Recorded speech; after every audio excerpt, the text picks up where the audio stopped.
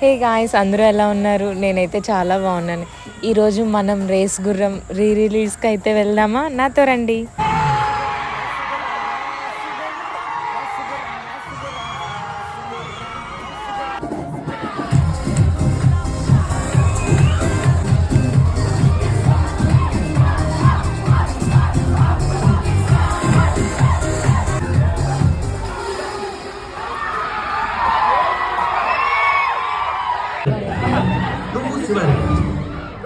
ఇంత లేవు నువ్వు